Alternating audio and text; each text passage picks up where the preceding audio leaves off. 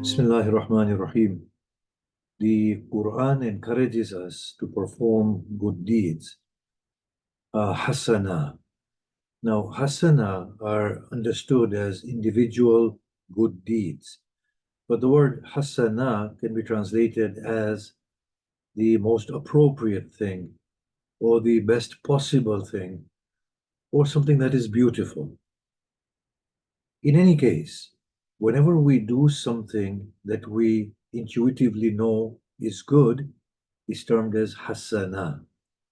For example, saying a good word, giving charity, being courteous. But the Quran says, whoever brings about hasana will have a great deal more from it as a return. But as opposed to that, whoever does sayyi'ah, something that is not good, not wholesome, not the best thing, not only not the best thing, but something that is wrong, either out, externally or within. A person who brings about sayyi'ah, or an evil deed, their recompense will be curtailed to it. Now, if we interpret that, what it means is that if we do something good, it will increase the goodness within us greatly. That's the first thing. And two, in the hereafter, the physical reward, if we can call it a physical reward, in the form of salvation and paradise, will be much, much greater. But if we do something that is not hasana, and not even not hasana, but it's sayya, evil, then its recompense will be curtailed to its equal, in the sense that the soul will suffer only to an equal amount. And in the hereafter, the punishment will be curtailed to the level of that wrong act, will not be more than that wrong act. And this is in accordance with the divine justice of God. But if you look at the notion very carefully, although Allah says in Allah, لَيْسَ بِظَلَّامٍ لِلْعَبِيدِ, Allah is not oppressive to his creatures. So therefore, for Allah to give excessively is not oppression, but for Allah to punish beyond our evils would be a case of oppression, and God curtails himself from that right that he has anyway to punish anyone, and it's not seen as oppression in his when it compared to him, but he nonetheless says that Allah will not oppress anyone. But if we look at it further, existentially, what we find is that goodness brings about greater good. And the more good we do, the greater is the state of goodness that prevails within us. That immediately tells us that essentially we are good people. The evils that come from us are actually arbitrary and accidental. They are not a part of our essence. Our essence is good. It is a state of expansion. It is a state of light and being enlightened from within. And that makes sense. If we are from God, then God is nothing but beauty. Our evils are a response to our motion away from our true light. It is an alien state that results from our bodily condition. Within bodies, obviously, we get angry, agitated, insecure, filled with anxiety, greedy, so on and so forth. So the Quranic prescription is do good all the time, and goodness will increase. I want to talk about this slightly. Good actions, we know what they are. They can be very, very small good acts. But the thing is that we should not minimize the worth of a good deed, no matter how insignificant it may be. For when performed, it impacts us positively existentially, and it increases us. And as it increases us, there is a greater impetus to do more good. Not only that, we find that when we do a good deed, no matter how meaningless it may be, the world around us responds to us in a favorable manner by creating more opportunities and perpetuating this cycle of growth, inner growth. Now, let's give a mundane example. I've always noticed, and I'm going to build on this somewhat, that whenever I allow a car in front of me to pass, it never slows me down. Somehow something happens and I get to my destination at the time at which I was due to arrive. Now, sometimes we are late. And at that point, we feel, I can't let this person go. But even if you try, at that time, if you just overrule that judgment that I'm late and be courteous and allow the person in front of you to actually go, we will find that the world reciprocates in a beautiful manner. That's a very mundane example. More than these little acts is the intention that accompanies the act. If the intention is not there initially, it doesn't really matter. We should still do and perform the act. But the goodness is more within the act, more within the intention than in the act. Now let's explain that. That when we do an act of courtesy, and if we say that, look, if this was my own family member, then I would let them go in front of me. And why should then I not consider this person as my own? Now that makes the intention far more wholesome. Beyond that, we come to an intention, well, I'm doing this for the sake of my God, that my God may be pleased with me. That makes the act even more beautiful because hasana comes from the word hasana, which means beautiful.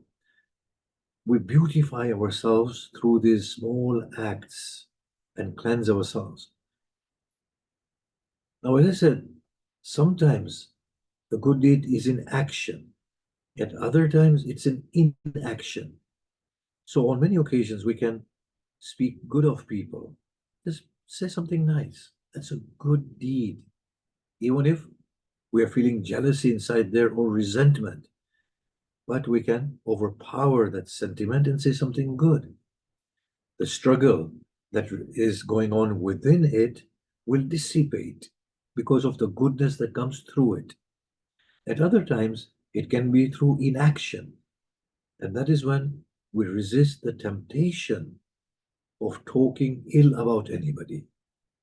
And that too has a positive impact, deep positive impact from within us. It starts to regulate the inner being appropriately and allows it to expand and become more enlightened. At times, it is to do with thoughts. We, on many occasions, have, and of course, we are habituated in this way as human beings. We have this tendency to think ill of people, especially people who have annoyed us or offended us or have done wrong to us or hurt us.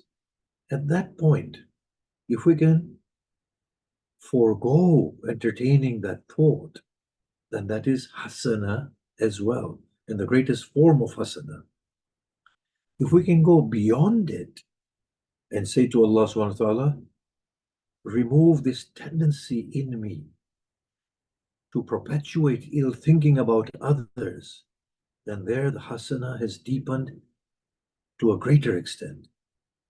If beyond that we can go to a point where we can say, oh Allah, allow me to pray for them, then it is going even deeper. And then there is another stage that we will talk about right now. But the problem that comes with this performance of hasana is that we become accustomed to expecting it to be reciprocated in a good manner. So the other day, I allowed a person, and I was getting late to go somewhere. So I allowed a person to come out in front of me. Now, I don't know who that person was, but I know that person wasn't from this world. because he would stop for every pedestrian to cross. He wouldn't speed up to go through the lights, and as a result, I was stuck at every red light behind that person. I got very late and I got extremely frustrated. Now, this was a revelation for me that look, you are expecting good from this courteous act. It was more of a show and more for the expectation of good to come to you. But nothing but evil has come to you. And now you're frustrated and you're getting angry and you're about to utter false things from your tongue. And even if you don't, you're thinking them inside your mind. What's gone wrong here? You see, we have to then slowly come over the next boundary, frontier, threshold, whatever you want to call it. And that is that we don't expect good in return. It becomes a disposition that we become good from within, whether people reciprocate in a good fashion or not. Now, I know on many occasions when I give way to people, now I'm giving you a lot of driving examples because I think a lot of my life is spent in driving. When you let people go, you expect them to courteously say thank you to you. And you know, there are some genders who never say thank you. They just don't have the habit of saying thank you. They just feel that it's their right. And you get frustrated from within. So we need to get through that struggle as well, that we have to do good for the sake of doing good, not for the sake of return of good.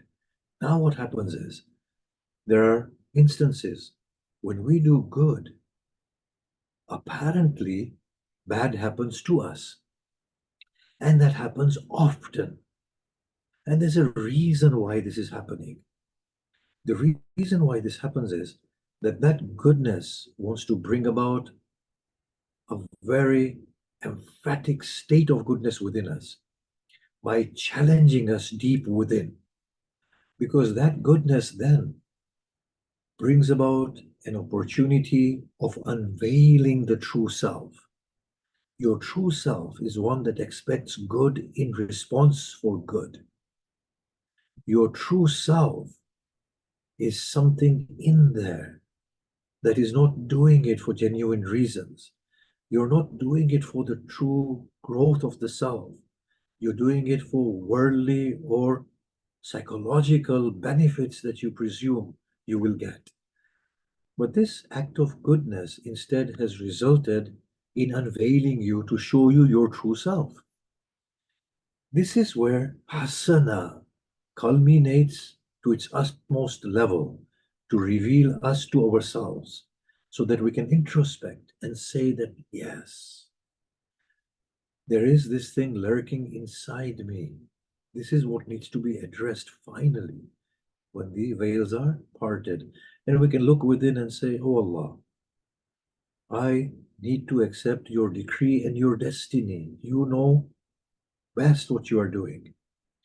The good deed I did has resulted in an adverse reaction that I can see. It's caused inner agitation. That shows to me my alienation from you. And I thank you for revealing this to me and taking me away from a world of pretense. Now allow me not to expect good in return for good. Allow me the good to reveal to me about my own truth, and then help me to rectify that inner thing, and then to understand that that is the greatest recompense of good that God can give, to awaken us to our own inner inadequacies, our inner impediments, and allows us a state of liberation from there. Once that happens, then the attitude changes fully. Whenever an opportunity comes of doing good, we do not see it as a favor that we are doing. Although ihsan means a favor, here we will say it is ihsan from Allah upon me, that He is allowing me to do some good, because it makes little difference in the grand scheme of things whether I do any good or do no good. There are trillions of stars and planets up there that he's governing. It makes no difference. The world will continue whether I'm here or not. So when then good opportunities come, we do not see that we are doing ihsan, but it is Allah who is doing ihsan upon us. Now, when we seize that opportunity of doing good and bad happens to us, then to see that as a greater state of ihsan from Allah subhanahu wa ta'ala, because He's tearing away the artificial body and bodiliness, and He is getting us in touch with the real thing that is deep, deep within. If we can arrive at that point, then indeed ihsan culminates in abundance of good that cannot be reckoned and cannot be described. And we only have to look at the life of the blessed Prophet. In return for the good that he was doing, he was reciprocated in a very evil fashion, to the extent that in the Quran, the prophets were told to say that whatever services that I have rendered to you, I do not seek any reward from you. My reward is with Allah subhanahu wa ta'ala. But what they were truly feeling in themselves was that my reward is not from Allah. Allah is my reward. For if I go to paradise and I am asleep and unawakened to my own self, then what have I found? I've left one world of dreams, which is known as this Hayatul Dunya, and gone into a paradise, which is a more perpetual state of dream. And maybe I'm a little bit more awakened than I am in this world. But nonetheless and nevertheless, it is still a dream. So when these prophets were told, say, in ajri illa Allah, that my reward is only with Allah, in the truest sense, these blessed creatures of God in themselves meant that God is the reward. God is my reward. And I'm going to end with this sentiment, and we often remind ourselves of these statements of Imam Hussein, where he says, "O Allah, what has he found? The one who has lost you. And what has he lost? The one who has found you."